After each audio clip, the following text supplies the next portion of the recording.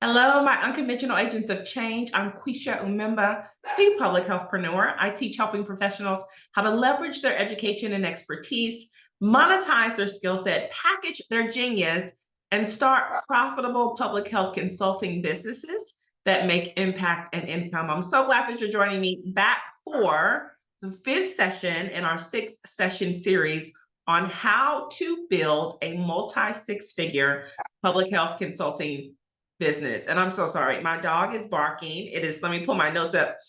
It is throwing me off tremendously. Xavier, get Nestle.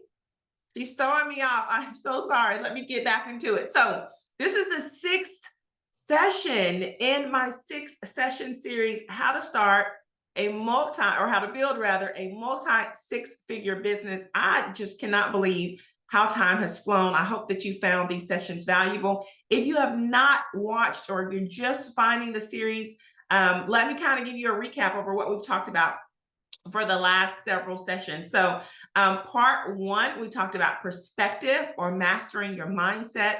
For part two, we talked about positioning or marketing your expertise.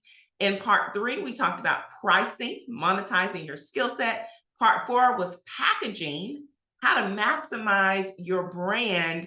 And tonight's conversation is about processes, how to minimize and optimize your business processes. Now, I'm gonna keep it real with you. When I got my business processes and systems and workflows together, I saw the impact in my bottom line. And so a lot of people will not tell you this because they probably don't know. But if you want to unlock the secrets to a six-figure or multi-six-figure business, you have to get your processes down. It is what it is. And so in my secret sauce, my formula, my Ready.Start.Launch formula, this is one of the six things that I teach my public health coaching clients.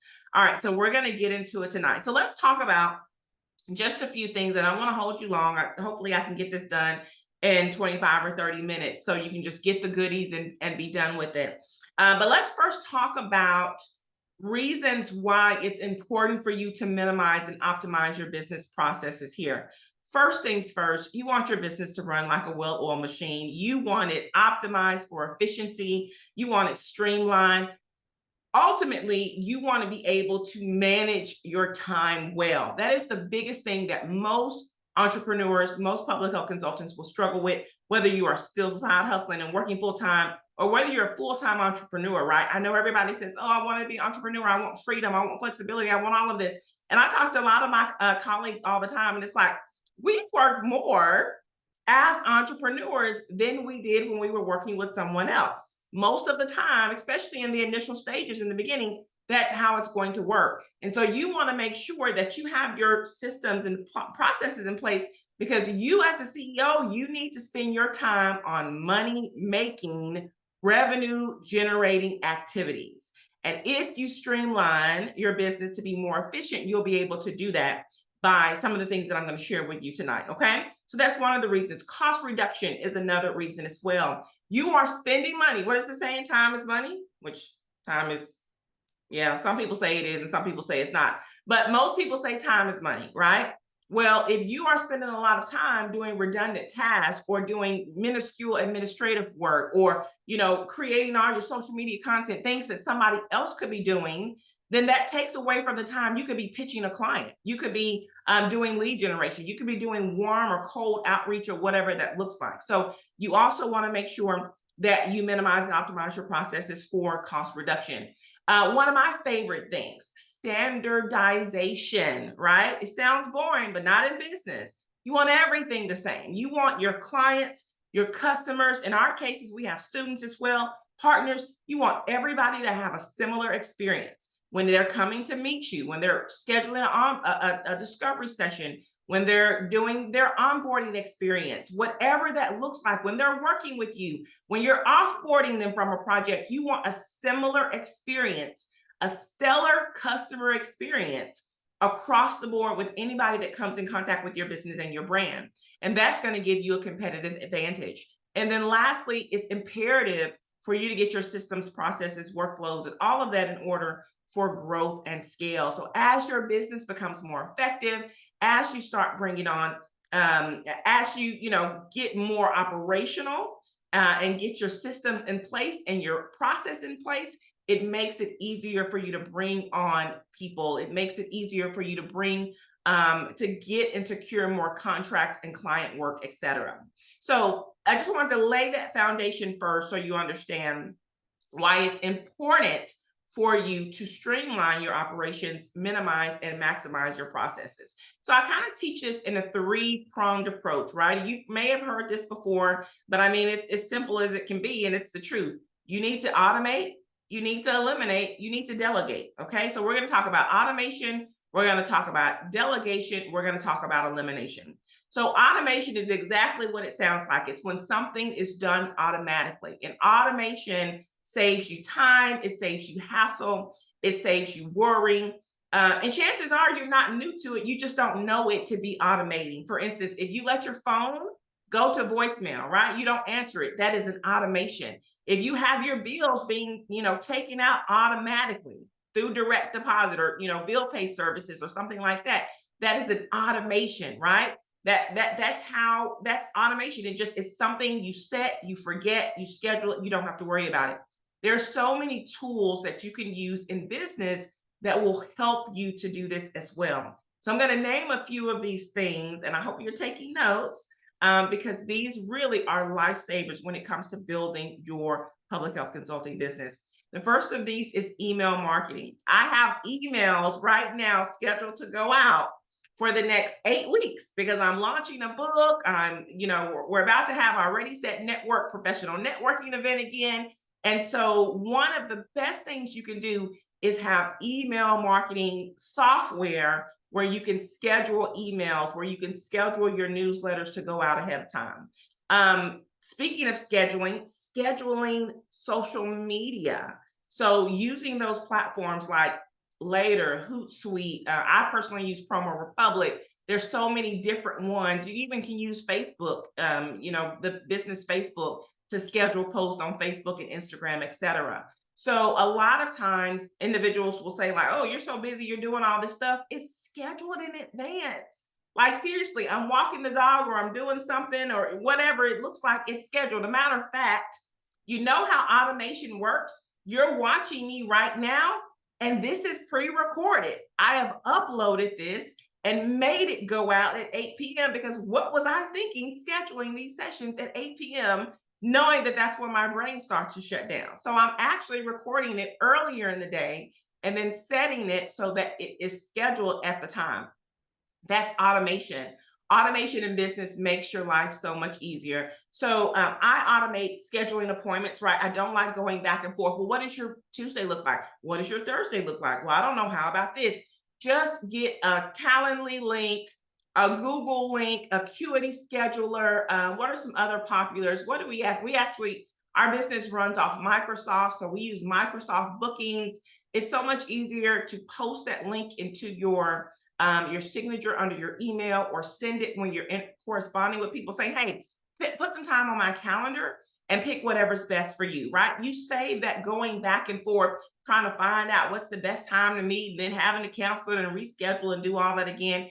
And when you use a schedule, there's automated emails. Hey, just a reminder, you have a meeting tomorrow. Just a reminder, you've got a meeting coming up in an hour. And then ours is set up that an hour after the meeting, there's an automated email that goes out saying, hey, thanks so much for meeting with me. It was great, catching up, or great talking to you about your business or whatever that looks like. Okay. So there's lots of different ways you can, automate client onboarding. And that's a process I'm not really going to get into in this particular video. You can automate your task management. You can automate surveys and feedback, your expense tracking, your workflows. And I'll talk a little bit about that in a little bit. There's so many things that you can automate. Now, this is all easier if you do have the technology to support it. And so one of the best automation tools is a CRM, customer or client relationship management software. And so you may have heard of things like Dasabo. You may have heard of Honeybook. I used to use them. We now use 17 Hats, right? And I'm just giving you 3 examples of so many. There's HubSpot, there's Salesforce, there's so many CRMs that you can use. And no solution is perfect. Trust me, I've tried them all. No solution is perfect. Some are more expensive than others, but most of them will have the basic necessities of what you need. A way to, track your leads, send out automated emails, send out automated invoice, send out automated contracts. You still shouldn't be having a somebody sends you a contract, you got to go to your printer and print it out and sign it and then fax it back into them. Oh, no, no, no, no, no, no. That takes too much time, right? You want to automate your processes where you have digital online signatures. Doesn't have to be a CRM, it can kind of be a standalone thing. I think oh, I can't think of the companies off the top of my head, but you get where I'm coming from with that. So that's automation. Automate your business, automate your life. I am really, really good for just at processes in general, but I try to automate as much as possible in my business because I can set it and forget it. The emails that I know are going out in the morning and over the next 8 weeks, I don't have to worry about them because I know that they're already scheduled. Now, do I recommend you keep an eye on it? Absolutely. We've scheduled social media postings to go out and something will happen and Promo Republic won't send it out. So, you still have to kind of keep an eye on it. Hey, we were supposed to have this post at 9 a.m. It's 12 o'clock and it didn't get there. And then we go to the app and it's like, oh, something happens. We have to refresh it or something like that. So it's technology, right? You're using business tools and technology. So it's not perfect, but it is going to save you so much time, especially when you get started as a solopreneur and you're working alone.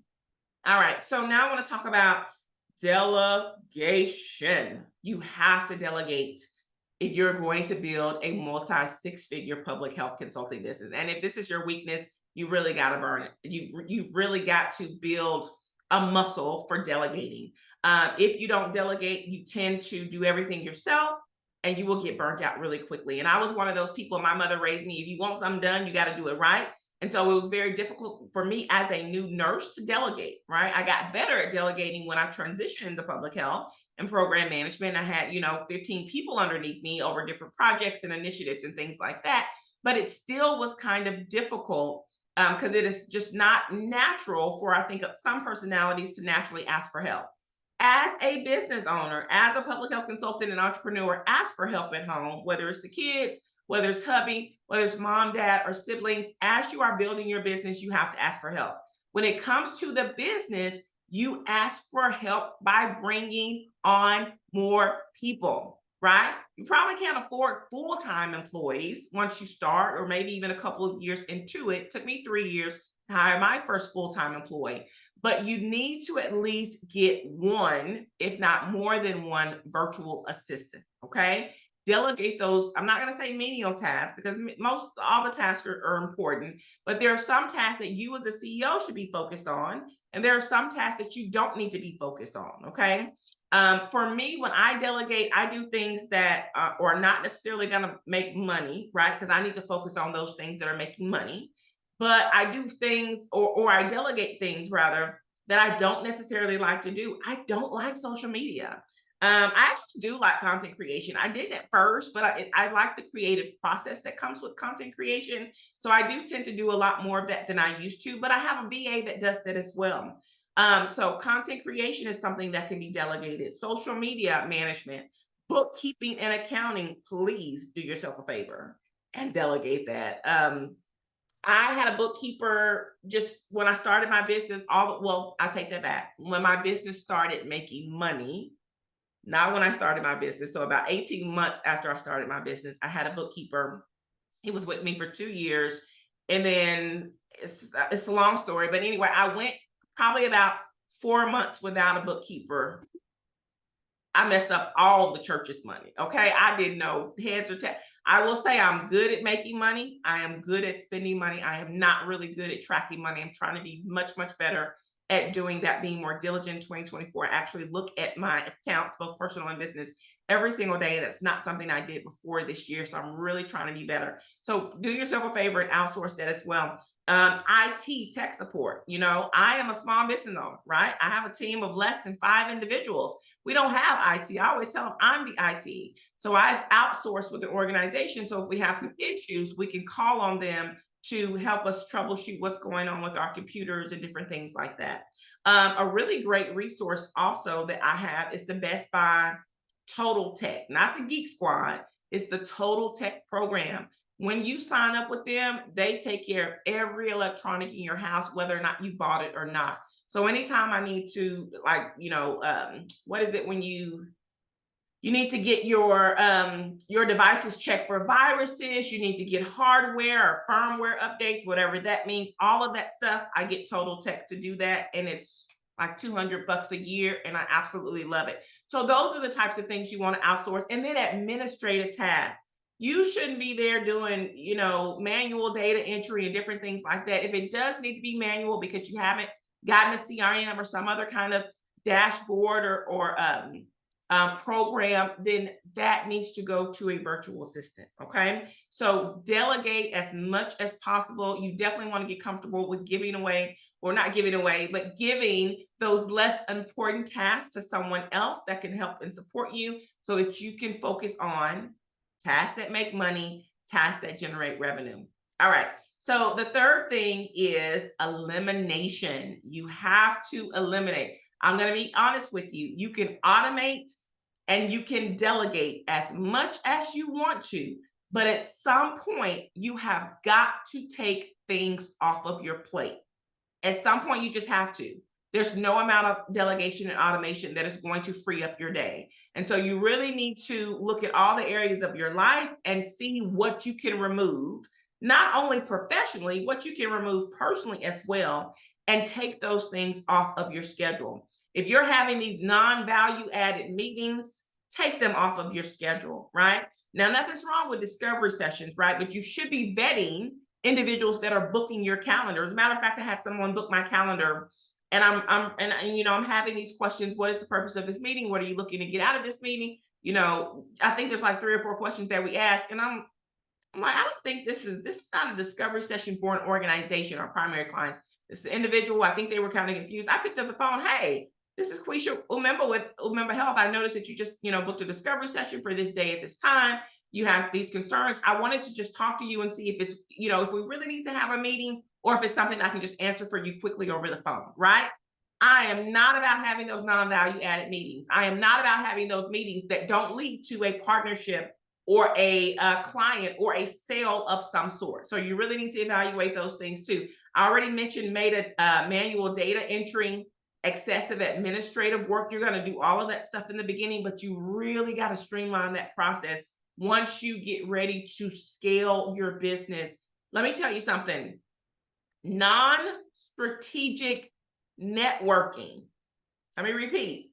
Non-strategic networking has to go. I know you're a people person. I know you love talking to people. I know you love going out on coffee dates and lunches and all of that stuff. If it's not based on strategy, if it is not some end result that is going to be good for you, your career, your business, your customers, your clients, whatever it is, you need to evaluate whether or not you should spend as much time as you're doing participating in those particular activities. Okay. So that's non-strategic networking. Another one, unproductive partnerships. I love a lot of people and I love the work that a lot of people do, but our partnership styles don't necessarily match up, because when we partner together, I always feel like, I feel like I'm getting the short end of the stick. Like I'm doing most of the work, most of the ideas are coming from me, most of the time is coming from me. You know what? This is an unproductive partnership. Let me pull out. Okay. That's how you need to be evaluating. I've said this in another video. You don't serve everybody. Every project is not your project. Every partner is not your partner. Everything that you do has to be strategic. So if it is an unproductive partnership, it is something that needs to come off of your calendar. And unnecessary documentation is the last thing that I will say. Do you have some documentation that a virtual assistant can do so to free you up from your time? If so, that is something that your VA needs to do. All right. So here are some questions that you need to ask yourself as you think about automation, delegation, and elimination. 1, what do I do in my business every single day that can be automated? Okay. Think about, go back and play. If you're taking notes, great. What are the things that I just mentioned to you that you do every day in your business that can be automated? How can you automate those things? Okay. Second question, what do you do in your business every single day that you can delegate with someone to someone else? Okay. Fiverr, Upwork, there are other platforms as well that you can hire someone within your budget to do, 5 hours, 10 hours of work per week, whatever that looks like, to free up time so that you can do what's most important. What are those things? And then third, what do you do in your business that can be eliminated completely? Okay. Eliminated completely. Think about Eisenhower's matrix. You may want to Google that. I don't have a visual for you, but I'll explain it. It's like 4 boxes. And I actually have a smart board over here, and I will put up my priority things there. So it's like it's urgent, do now in one box. It's urgent, do later in another box, and then it's not urgent, delegate, right? We still need to do it. It's not urgent and it's something that can be delegated. And the fourth box is do never.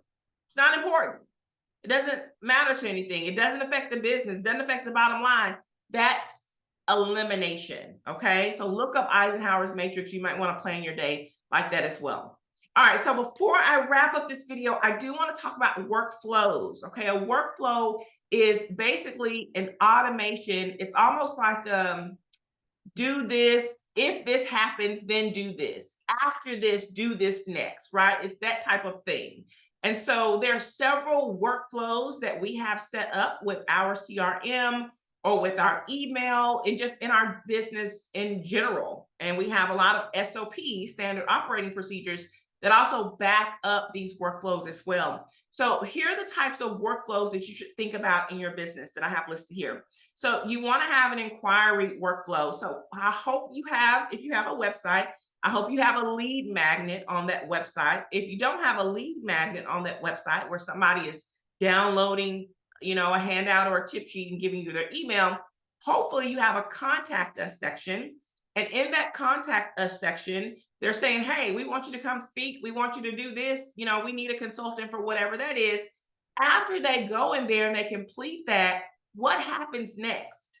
There should be a workflow that is attached to that action, because you want to be able to capture that opportunity and that request from that organization. A lot of times people don't have a workflow set up for that and they miss it completely, or they follow up several weeks or months later. If you have a workflow, for us, we have a workflow with our CRM. It's an automated message. Thank you so much for filling this out. A member of our dedicated team will get back to you in the next 24 to 48 hours. We look forward to the potential of working with you, right? So they know we automatically got it.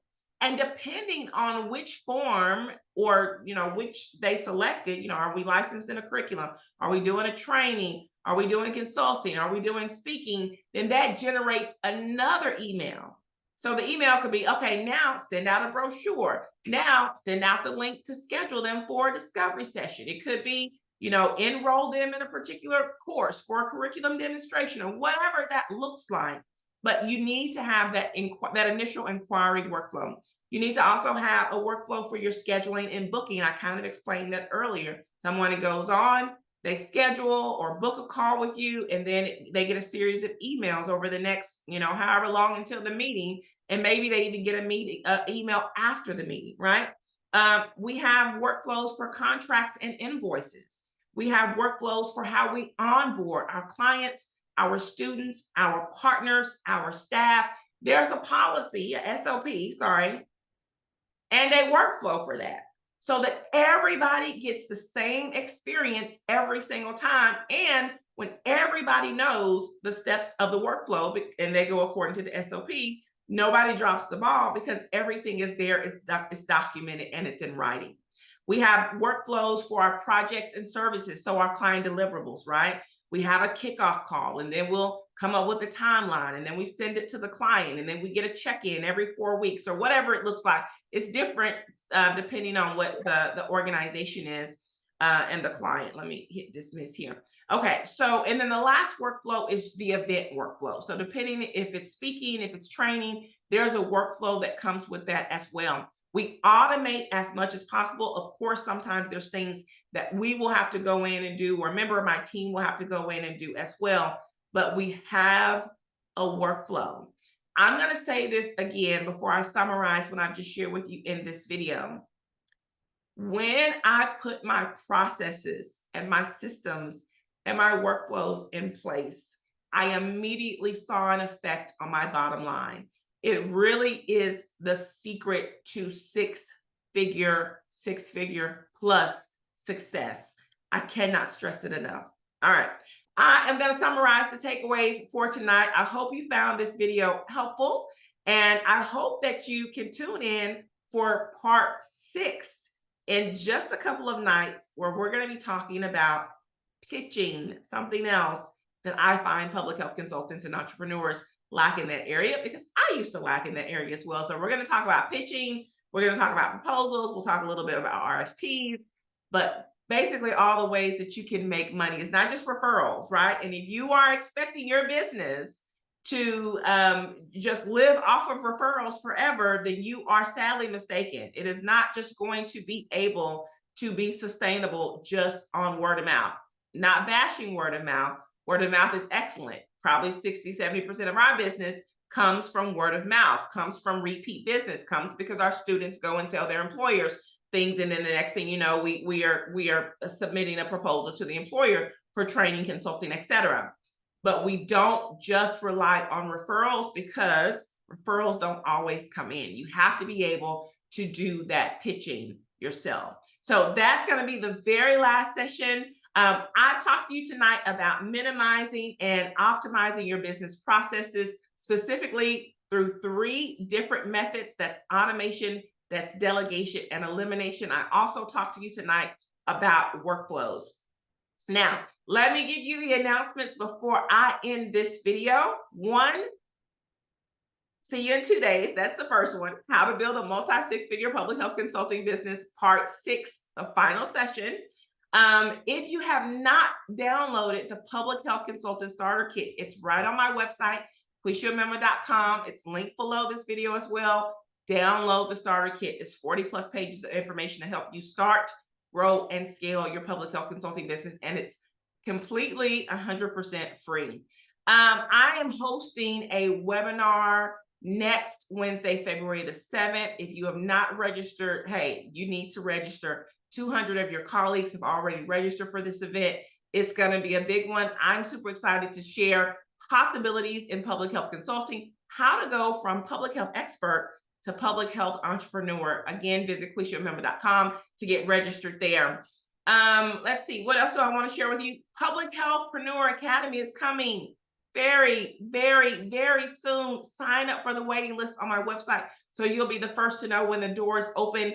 And if you're not following me on all social media platforms, shame on you. Look, if you can't wait to get started, I invite you to book a discovery session with me, or a VIP day if you feel so inclined. All of that information is on my website as well, QuishaUmemba.com. I look forward to seeing you all in the last session, part 6, pitching, how to build a multi-6-figure public health consulting business. Take care and talk to you soon.